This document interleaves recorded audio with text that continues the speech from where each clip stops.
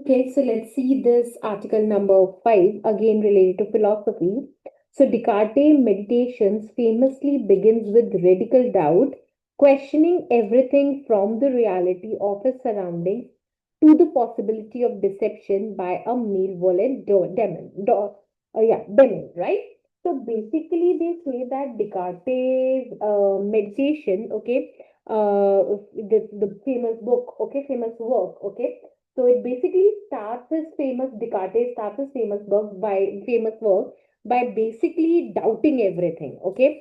So he used to doubt everything. For example, he used to doubt the world around him, okay, to what he sees, okay, and to whatever that, and even whether an evil being could be tricking him, okay. So basically, this particular statement or the passage starts with that Descartes start his famous work by doubting, we can say, everything. Okay.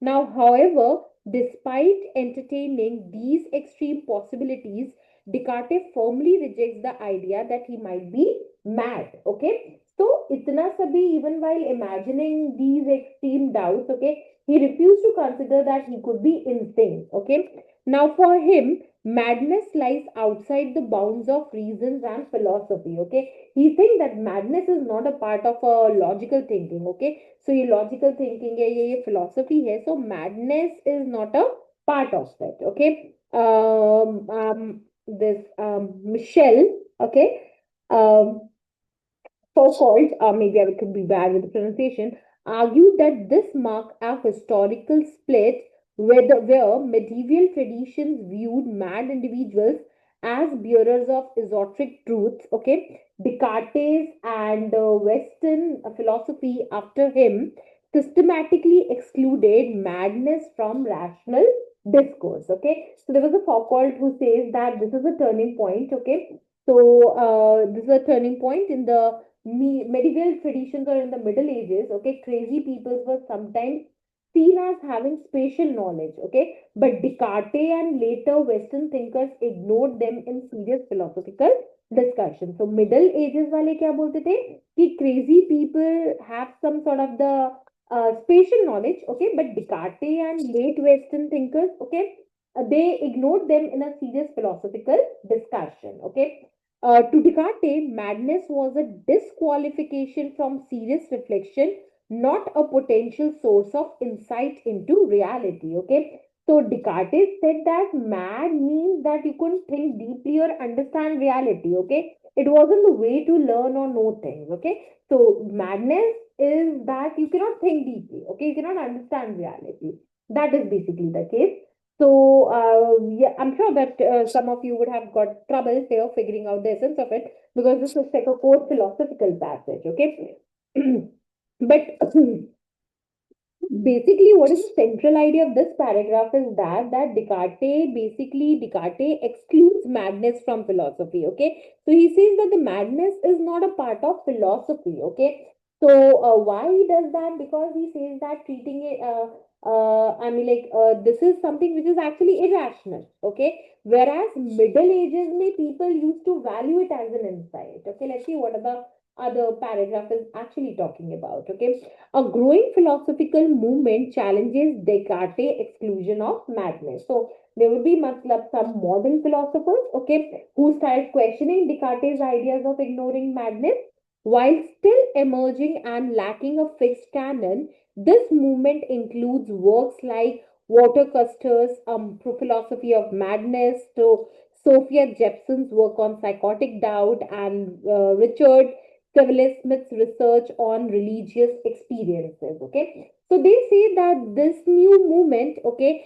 I mean, like they were still emerging and lacking a fixed canon. Okay, so this new movement does not have strict rules. Okay, yet, but it includes studies and books by thinkers like Custer, Jepsons, okay, and then Richards. Okay, so that is the case. Now, what this passage says is that these texts suggest that madness is not simply a distortion of reason, but represents a different mode of engaging with the world. Okay. Now, what they say is that the madness is not just the I mean, like, it is a diversion of the reason, okay? But it is just the another way of understanding life, okay?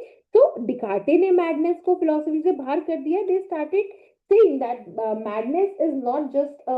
He said no here that this is irrational, okay? They say it's not irrational, okay? It is just the another way of representing or engaging with the world, okay? That is the case. Now, the mad mind is not always disconnected from reality. Rather, it may be hyper-connected, overwhelmed by its intensity, or saturated with meaning. Okay. So basically, they say that the madness does not mean that it is actually a disconnect someone from reality. Okay. It makes their perception extremely, we can say, intense or saturated with meaning or a full of meaning. Okay. So madness does not disconnect someone from reality. It makes their perception extremely intense or full of meaning. Now, madness then becomes not merely a condition to be treated, but a perspective from which to explore metaphysical, epistemological, and existential questions. Okay, so instead of only being, we can say that it's not a merely a condition to be treated. That means that it is not just a kind of disease, okay, or it's just a kind of a sickness, okay. Madness can actually helps us explore big questions, okay. So big questions, we can say metaphysics, okay. Metaphysics is more about life, okay. Epistemology is knowledge, core terms of philosophy. So metaphysics is life, okay. Epistemological is knowledge, and existential is existence questions, okay. So you all need to know this. Two of the terms I'll be discussing it today, okay. The philosophy of madness is distinct, okay. So basically the paragraph, I think so, ends here where I need to give the pause, okay. So basically what they say is that कि हमने देखा कि उसने डिकार्टे ने तो बोला कि madness is not equal to philosophy because madness is irrational, okay. Whereas in the para number 2 we have seen that modern philosophers argue that madness is kind of a unique, okay, and it has a meaningful way to understand reality, okay, a meaningful to understand the life. It is not just a flaw, okay. Let's see what the paragraph 3 is building upon, okay.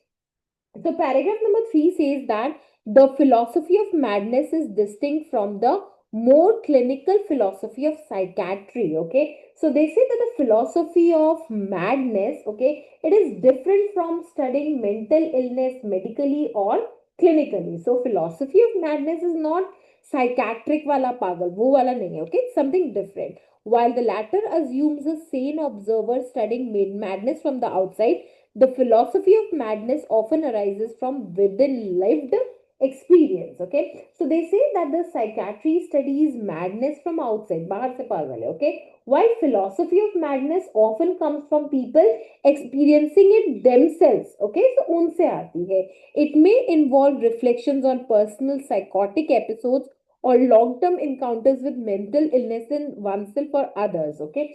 So they say that कि जो ये philosophy of madness है, okay, it includes thinking deeply about one's own or others' mental health experiences, okay. So that is the philosophy of madness, okay. Such experiences challenge conventional notions of identity, perception, and truth. So these experiences kind of, we can say that, make us question who we are, what we see, or maybe truth. So what is real, okay. For instance, feeling oneself in the wrong body or questioning the very existence of the world are not merely symptoms to be categorized, but philosophical entry points into deeper inquiries about selfhood and reality. Okay, so they say that the feeling in the wrong, that I'm feeling in the wrong body or doubting reality can actually help us explore deep philosophical questions. Okay, so basically, the third paragraph is all about the philosophy of madness. Okay, and we can say that the philosophy of madness basically comes from a learned experience, okay,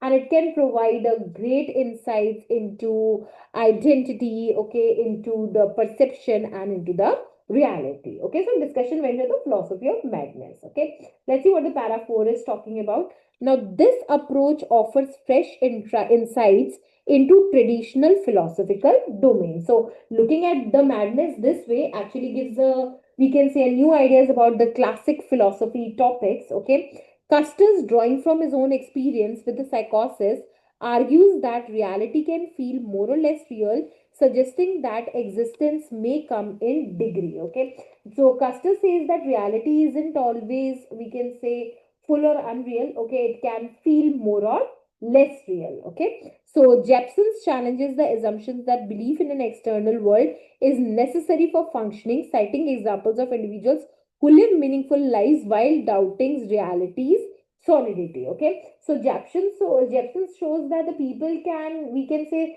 live meaningful lives. Okay, even if they doubt that the world exists in a normal way or not. A slightly very core philosophical discussion. Now, Seville Smith further blurs the line between madness and mysticism, and arguing that historical distinctions between saints and psychotics often reflect cultural judgment more than the objective truth. Okay, so he says that the difference between the religious saints and mad people is often about culture. Okay, it is not about truth. Okay, now his work invites a revaluation of religious experiences and questions the boundaries imposed by medical models of mental illness. Okay, so he says that this makes us rethink religious experiences and challenges the limits set by the medicine on what count as illness. Okay, so basically they say that it talks about the modern philosophers, and they say that the modern thinkers show that the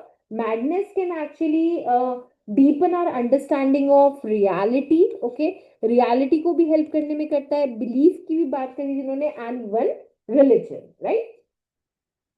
Now, as this movement grows, it resists the urge to define madness narrowly or to codify its philosophy into a strict discipline. So they say that the movement avoids making strict rules about what madness is or who can actually study it. Okay. So as this movement grows, it resists the urge to define madness narrowly or to codify its philosophy into a strict discipline. Okay. I mean, like, don't make it kind of a strict discipline or who can study it another. Okay. Now, trying to determine who is qualified to do the philosophy of madness or what counts as an authentically mad experience risk reinstating the very exclusions it seems to undo. Okay. So they say that if we try to set strict rules, okay, we end up excluding people again. हम people को exclude कर देंगे. Okay. Because strict rule है ना. Okay, which defeats the purpose, which actually defeats the purpose. Okay, now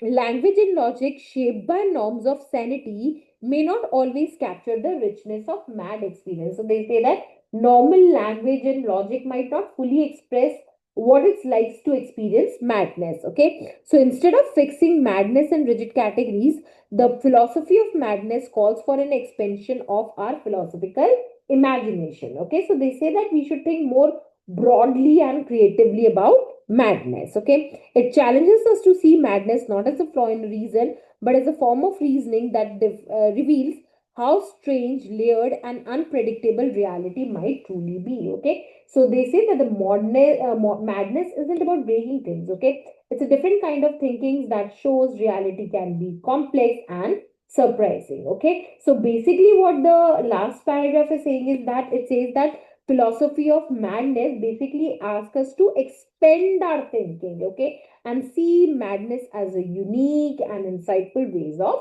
reasoning. Okay, so overall a slightly very core philosophical passage. Okay, so let's understand what could be the simpler central theme of the passage. Okay, so the passage generally starts with Descartes, okay, and he's excluding, we can say, madness from philosophy. Okay, but then we see the counter objections were being raised by the modern thinkers. Okay, they see that the madness is a valid and a meaningful way of understanding, we can say, no, identity. Okay, reality and existence. Okay, and at last the passage ends by saying that madness should not be narrowly defined, okay, but embraced as a perspective that can actually expand philosophical thinking and challenge the conventional ideas of reality and truth. Okay, so that was the passage is all about. Okay, I hope you got the passage. Let's see some of the key terminologies of this particular passage. Okay, so the very first is radical. So I'm assuming that you all know what is a radical. Okay, So radical doubt is when you question everything. Okay,